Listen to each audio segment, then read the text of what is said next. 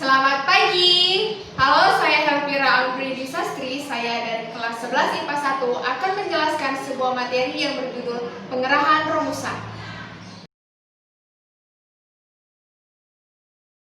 Romusa adalah panggilan untuk orang-orang Indonesia yang dipekerjakan secara paksa pada masa penjajahan Jepang di Indonesia. Dalam bahasa Jepang, Romusa berarti serdadu kerja yang tenaganya dibutuhkan untuk kepentingan Perang Pasifik atau Perang Asia Timur Raya yang dialami oleh Jepang dalam melawan tentara sekutu pada Perang Dunia Kedua. Mereka dipekerjakan di lingkungan terbuka, seperti lingkungan pembangunan dadu-dadu pertahanan, jalan raya, dan lapangan udara.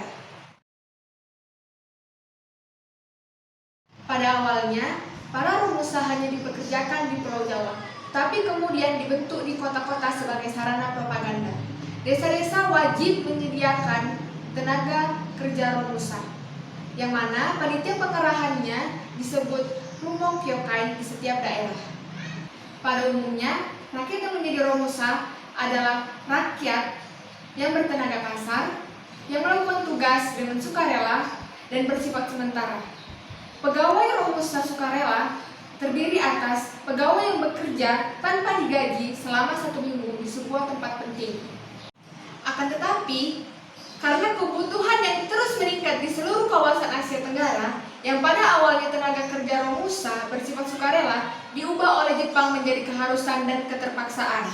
Para Romusa diperlakukan tidak senonoh dan tidak mengenal peri kemanusiaan. Mereka bekerja dari pagi hingga petang tanpa makanan dan pelayanan yang cukup.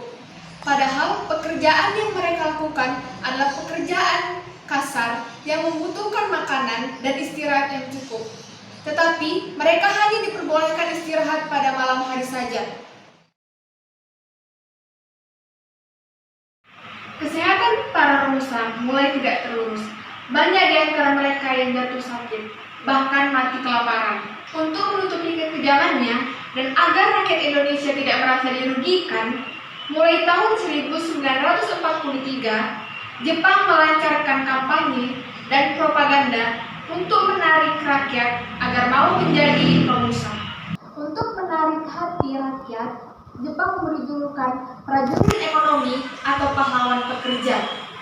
Pada periode itu, sudah ada sekitar 300.000 tenaga yang dikirim keluar Jawa, bahkan luar negeri, seperti Burma, Muang Thai, Sarawak, Malaya, dan Vietnam. Sebagian besar dari mereka ada yang kembali ke daerah mereka, ada juga yang menetap, dan kebanyakan dari mereka mati di tempat kerja. Dampak yang pertama, penderitaan rakyat bukannya berkurang, tetapi malah bertambah.